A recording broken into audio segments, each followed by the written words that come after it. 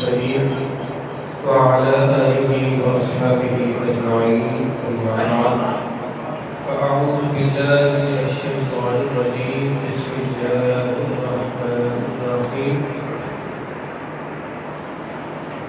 آج ہم گفتگو کریں گے 11ویں پارے اور 12ویں پارے کے حوالے سے۔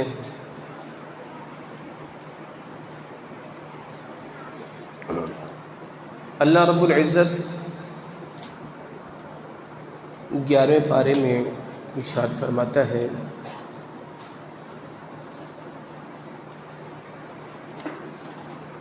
دوسرے رکوع کے اندر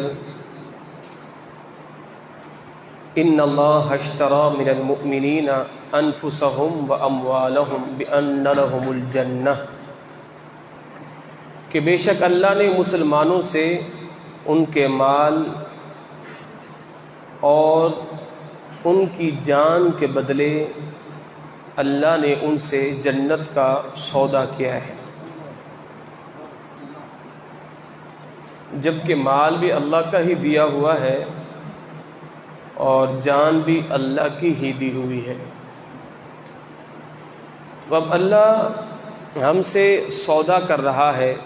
سودا کیا ہے؟ اللہ فرماتا ہے کہ تم اپنا مال مجھے دے دو، اپنی جان مجھے دے دو، اور بدلے میں مالک تو کیا دے گا؟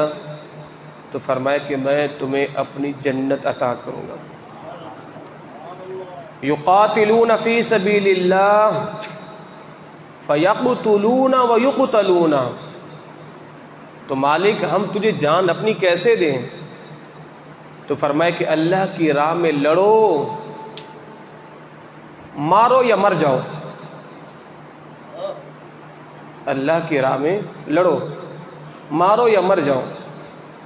وَعْدًا عَلَيْهِ حَقًّا فِي التَّوْرَاةِ وَالْإِنْجِيلِ، اور یہ جو ہم نے تم سے جنت کا وعدہ کیا ہے، یہی وعدہ ہمارا تورات میں بھی تھا، انجیل میں بھی تھا، والقرآنی، اور قرآن میں بھی ہے۔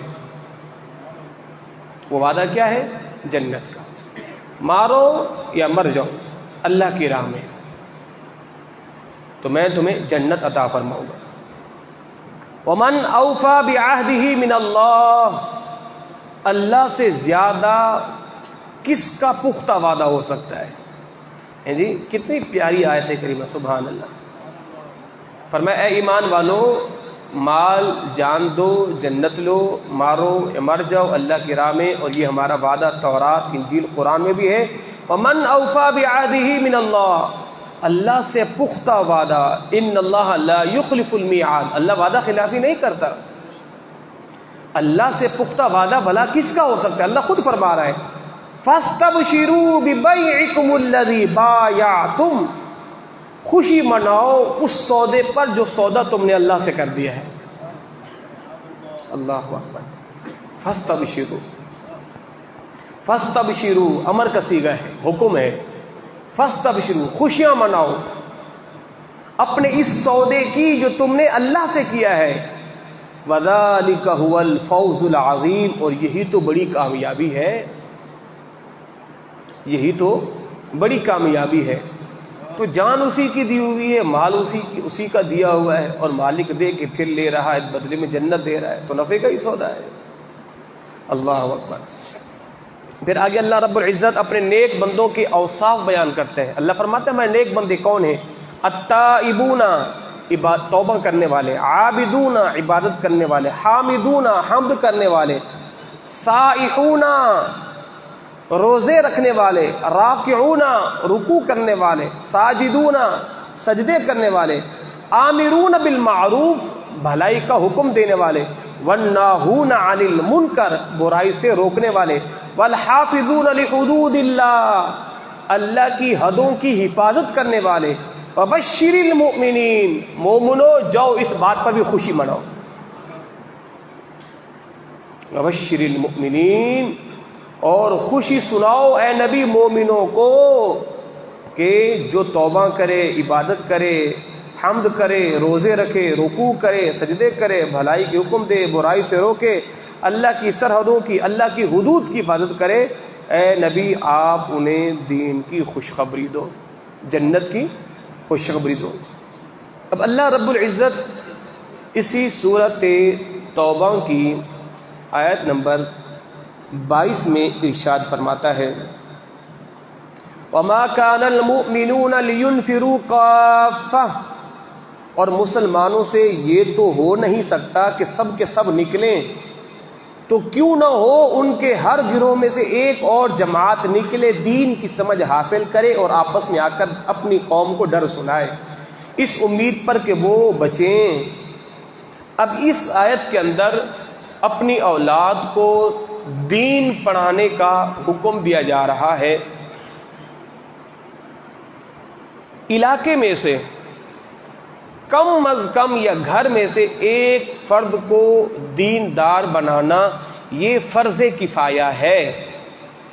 فرض کفایہ کا مطلب یہ ہے اگر ایک نے بھی ادا کر لیا تو باقی سب کے ذمے سے ادا ہو گیا۔ جیسے نماز جنازہ ہے، نماز جنازہ پڑھنا فرض کفایہ ہے، اگر علاقے کا ایک بندہ بھی پڑھ لیتا ہے تو سب کے ذمے سے ادا ہو گیا ہے۔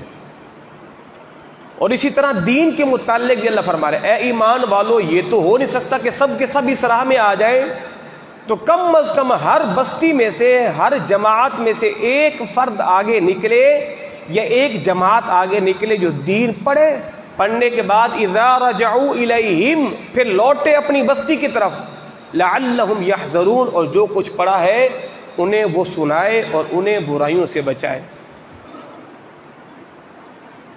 تو اس لیے کم از کم اتنے مسائل سیکھنا جس سے آپ کی نماز، آپ کا وضو، نکاح کے مسائل، طلاق کے مسائل، معیشت کے مسائل آپ پر سیکھنا فرض عین ہے، اور پورا عالم دین بننا فرض کفایہ ہے۔ پورا عالم دین بننا فرض کفایہ ہے۔ تو کم از کم کسی بھی قوم میں سے یا کسی بھی کنبے میں سے یا کسی بھی خاندان میں سے ایک فرد کا نکلنا ضروری ہے جو دین پڑھے، پڑھنے کے بعد پھر اپنی قوم کو وہ دین جو پڑھا ہے وہ سنائے۔ اللہ اکبر۔ اور سورۃ توبہ کی یہ جو آخری آیت ہے نا، یہ دو آیتیں لقد جاءکم رسول من انفسکم، اس میں اللہ رب العزت نے فرمایا کہ حضور جو ہے وہ اپنی امت سے بڑا پیار کرتے ہیں۔ کتنا؟ فرمایا وہ رسول جو تم پر مشقت میں پڑنا گراں ہیں، امتی مشقت میں پڑے، نبی کو یہ گراں گزرتا ہے کہ میرا امتی مشقت میں کیوں ہے۔ تمہارے بھلائی کی نہایت چاہنے والے، مسلمانوں پر کمال مہربان ہیں۔ رؤوف اور رحیم دونوں کا ایک ترجمہ، مہربان۔ اللہ نے یہ لفظ اپنے لیے بھی قرآن میں استعمال کیا ہے، رؤوف الرحیم، اللہ بھی مہربان ہے اور اس کا نبی بھی مہربان ہے۔ تو اعلیٰ حضرت نے دونوں لفظوں کا ایک ترجمہ کیا ہے۔ رؤوف الرحیم وہ نبی مسلمانوں پر کمال مہربان۔ فَإِن تَوَلَّوْا فَقُلْ حَسْبِيَ اللَّهُ، اے نبی آپ ان سے فرما دیں اگر تم نے منہ موڑ لیا، حسبی اللہ، مجھے تو اللہ کافی ہے، لا الہ الا ہو، اس کے علاوہ کوئی عبادت کے لائق نہیں، علیہ توکلت، میں نے اسی پر بھروسہ کیا ہے، وَهُوَ رَبُّ الْعَرْشِ الْعَظِيمِ، اور وہی عرش عظیم کا مالک ہے۔ اچھا، یہ جو آخری دو آیاتیں ہیں نا، اگر آپ ان کو یاد کر لیں، وظیفہ بنا لیں، بڑا پیارا وظیفہ ہے۔ حضرت شبلی رحمۃ اللہ تعالی علیہ بہت بڑے ولی گزرے ہیں، ولی کامل، ان کا انتقال ہو گیا۔ جب انتقال ہو گیا تو لوگوں نے انہیں خواب میں دیکھا کہ وہ کھڑے ہوئے ہیں اور سرکار مدینہ تشریف لائے ہیں، اور حضور نے ان کی پیشانی پر حضور نے بوسہ دیا، محمد رسول اللہ صلی اللہ علیہ وسلم، حضور نے ان کی پیشانی پر بوسہ دیا۔ اب خواب دیکھنے والا کہتا ہے اس مجلس میں اور بھی لوگ کھڑے تھے، تو انہوں نے سرکار سے پوچھا حضور آپ نے اپنے اس غلام کی پیشانی پر یہ جو بوسہ دیا ہے کیوں دیا ہے؟ تو حضور نے فرمایا میرا یہ امتی ہر نماز کے بعد 3 مرتبہ صلی اللہ علیہ یا محمد پڑھنے کے بعد اور 1 مرتبہ یہ 2 آیت کریمہ پڑھتا تھا، تو اس پڑھنے کی وجہ سے سرکار نے اس کی پیشانی پر بوسہ دیا ہے۔ اگر آپ اس کو معمول بنا لیں، جیسے سلام پھیرا جائے سنتوں سے پہلے 3 دفعہ کہیں صلی اللہ علیہ محمد صلی اللہ علیہ محمد صلی اللہ علیہ محمد، اور یہ 2 آیتیں ہیں، 1 منٹ کی 2 آیتیں ہیں۔ تو سورۃ توبہ کی آخری 2 آیتیں ہیں، 128 اور 129، اگر آپ یاد کر لیں تو۔ اس کے بعد جناب عالی 11ویں پارے میں سورۃ یونس ہے، اور اس میں حضرت یونس علیہ السلام کی قوم کا ذکر ہے اور ان کی سرکشیوں کا ذکر ہے۔ اس لیے اللہ رب العزت نے اس سورت کے اندر حضرت یونس علیہ السلام کی قوم کے جو ہے وہ احکامات بیان کیے ہیں۔ اسی سورت یونس کی آیت نمبر 26 کے اندر اللہ رب العزت ارشاد فرماتا ہے والذین کسبوا السیئات، جنہوں نے برائیاں کمائی تو برائی کا بدلہ اس جیسا ہے، ان پر ذلت چڑھے گی، انہیں اللہ سے بچانے والا کوئی نہ ہوگا، اور ان کے چہروں پر اندھیری رات کے ٹکڑے ہوں گے، یہی جہنمی ہے اور اس میں ہمیشہ رہیں گے۔ تو جنہوں نے برائیاں کی، قیامت کے دن ان کے چہروں پر اندھیری رات کے ٹکڑے ہوں گے، تاریکیوں میں وہ چہرے ڈوبے ہوئے ہوں گے۔ اللہ ہم سبوں کو اس سے محفوظ فرمائے۔ اور پھر اسی سورۃ یونس کی آیت نمبر 65 میں جو ہے اللہ رب العزت ارشاد فرماتا ہے لَهُمُ الْبُشْرَىٰ فِي الْحَيَاةِ الدُّنْيَا، اور اس سے اگلی آیت ہے وَلَا يَحْزُنْكَ قَوْلُهُمْ۔ جب سرکار کو اہل مکہ تکلیف دیتے تھے نا تو اللہ اپنے نبی کو تسلی دیتا تھا، وَلَا يَحْزُنْكَ قَوْلُهُمْ، اے نبی آپ غمگین نہ ہو ان کی باتوں سے، ان العزت للہ جمیعا، ساری عزتیں اللہ کے لیے ہیں، والسمیع العلیم، اور وہ سننے والا اور جاننے والا ہے۔ اور پھر اس کے علاوہ سورۃ یونس کے بعد جو ہے وہ سورۃ ہود ہم نے شروع کی ہے، اس میں قوم ہود، حضرت ہود علیہ السلام جو تھے اور ان کا ذکر ہے اور ان کی سرکشیوں کا ذکر ہے، اس لیے جو ہے اس سورت کو سورۃ ہود کہا گیا ہے۔ اور پھر 12ویں پارے کے شروع میں اللہ رب العزت ارشاد فرماتا ہے وَمَا مِن دَابَّةٍ فِي الْأَرْضِ إِلَّا عَلَى اللَّهِ رِزْقُهَا، زمین پر چلنے والا کوئی ایسا نہیں جس کا رزق اللہ کے ذمہ کرم پر نہ ہو۔ تو گویا کہ زمین پر رینگنے والا کیڑا ہی کیوں نہ ہو یا چلنے والا انسان ہی کیوں نہ ہو، درند پرند چرند، اللہ نے ہر ایک کے رزق کا ذمہ لیا ہے، اللہ نے لیا ہے۔ وہ جناب موسیٰ علیہ نبی علیہ السلام کے حوالے سے وہ حکایت ملتی ہے کہ آپ نے ایک پتھر توڑا، اس پتھر میں اور پتھر، آپ نے وہ توڑا، اس میں اور پتھر، یہاں تک کہ 7 پتھر توڑے اور ان کے اندر ایک پتھر کے اندر ایک چھوٹا سا کیڑا تھا جس کے منہ میں سبز پتا تھا۔ فرمایا اے کلیم ہم 7 پتھروں کے اندر بھی، پتھروں کی کوک کے اندر بھی ہم کیڑے کو رزق دے سکتے ہیں۔ تو وہ کریم ہے، جب مالک کیڑوں کو رزق دے سکتا ہے تو کیا اللہ اشرف المخلوقات کو رزق نہیں دے گا؟ تو رزق کا ذمہ تو اللہ نے لے لیا ہے۔ آپ کے حصے کا ایک لقمہ کسی کا باپ بھی نہیں چھین سکتا، یہ یاد رکھیے گا۔ ساری دنیا آپ کے حلق میں پانی کا ایک گھونٹ نہ جانے دی ہو ہی نہیں سکتا، جب اللہ نے آپ کے لیے لکھ دیا ہے سو لکھ دیا ہے۔ یہ تو اللہ کی ذات پر ایسا مضبوط توکل باندھ لیں، کچھ بھی نہیں ہو سکتا جب تک اللہ نہ چاہے۔ وہ کہتے ہیں ایک بزرگ تھے، وہ جا رہے تھے اور وہ کہہ رہے تھے کہ سو اللہ کرے جو ہو، سو کرے جو ہو، یعنی جو اللہ کرے وہ ہو۔ تو ایک بندہ آیا اور اس نے آ کے انہیں تھپڑ مار دی، کہا دیکھتے کیا ہو، جو اللہ کرے وہ ہو، بس اللہ نے چاہا تو میں نے آپ کو تھپڑ مار دیے، اب آپ مجھ سے کچھ نہیں کر بدلہ نہیں لے سکتے۔ انہوں نے کہا یہ بات تو تمہاری ٹھیک ہے، جو اللہ نے چاہا وہ ہوا، مگر میں یہ دیکھنا چاہ رہا تھا کہ یہ کالک منہ پہ کون ملتا ہے، وہ تم نے ملی ہے۔ ہوا تو اللہ کی طرف سے، اس میں کوئی شک نہیں ہے۔ اگر آپ کو کوئی پتھر اٹھا کے مارتا ہے، اس کے اندر مشیت اللہ کی ہے، مشیت اللہ کی ہے، مگر آپ کیا کریں، اس کو کچھ نہیں ہوگا نہیں۔ ہاں یہ کالک جو ہے منہ کالا اس نے کیا ہے، اس کا ہرگز مطلب نہیں ہے کہ اب آپ وہ گناہگار نہیں ہے۔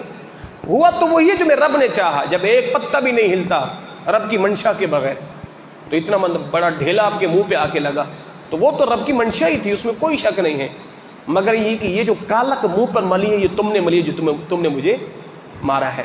تو آپ کا حصہ، آپ کا رزق کا ایک ٹکڑا بھی کوئی نہیں کھا سکتا، یہ اللہ نے کہہ دیا ہے۔ اور اگر ساری دنیا مل کے آپ کے لیے کوششیں کرے نا، آپ کو نہیں مل سکتا اگر اللہ نہ چاہے۔ اور یہ یاد رکھیے گا، آپ میں سے اس وقت تک کسی کو موت نہیں آئے گی جب تک آپ اپنے پورے حصے کا رزق کھا کے ختم نہ کر دیں۔ جناب جبریل امین حضور کی بارگاہ میں حاضر فرمایا کہ اللہ فرماتا ہے، اے نبی، آپ کا امتی اس وقت تک نہیں مرتا جب تک اپنے حصے کا کھا نہ لے، جب تک اپنے حصے کا پی نہ لے۔ آپ کے حصے کا کھانا ختم، آپ کے حصے کا پانی ختم، آپ کے حصے کی سانسیں ختم، پھر جناب اسرائیل آ جاتے ہیں۔ تو جناب یہ تو سب کچھ میرا نہیں، آپ کا ہے ہی نہیں، آپ نے کھا لیا ہے جو اپنا تھا، وہ تو آپ نے اپنی اولاد کے لیے جمع کیا، وہ تو آپ کا ہے نہیں، وہ تو آپ کی اولاد کا ہے۔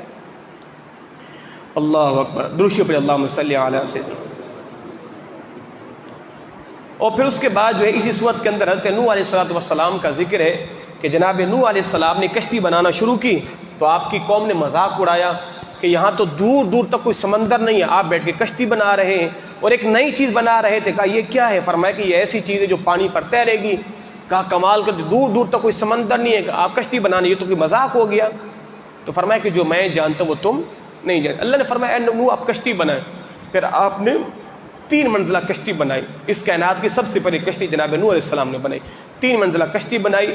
اور پھر وقت دور نہیں تھا کہ جب لوگوں کے تندور میں سے پانی نکلنا شروع ہوا، اور پھر ایسا طوفان آیا کہ بڑے بڑے پہاڑ بھی جو ہے وہ پانی کی تہ میں ڈوب گئے تھے، اور پہاڑوں کی چوٹیاں یوں نظر آ رہی تھی کہ جس طرح سیلاب کے اندر تھوڑی سی کچرے کی ڈھیری جو ہے وہ اٹھی ہوئی نظر ہوتی ہے۔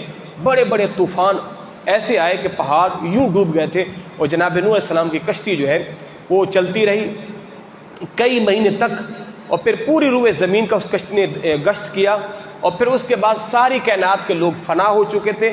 پھر جناب نوح کی کشتی میں جو لوگ رہ گئے تھے، اور پھر وہاں سے آپ کی نسل چلی۔ جناب نوح علیہ السلام کے 3 بیٹے تھے۔ آپ کے ایک بیٹے سے یہ سعودی عرب، شام وغیرہ، یہ سارے کے سارے حضرت نوح علیہ السلام کے ایک بیٹے کی نسل میں سے ہیں، اور ترکی، سوڈان وغیرہ یہ جناب نوح علیہ السلام کے دوسری بیٹے کی نسل میں سے ہیں۔ اور یہ جو ہمارا خطہ ہے عرب، یہ عجم جو ہے، یہ ہندوستان وغیرہ، یہ جناب نوح علیہ السلام کے ایک بیٹے میں سے۔ تو یہ پوری کائنات جو جناب نوح علیہ السلام کے 3 بیٹوں سے یہ ساری کائنات کی نسل جو ہے یہ چل رہی ہے۔ اللہ رب العزت ہم سب کو قرآن کی تعلیمات پہ عمل کی توفیق عطا فرمائے۔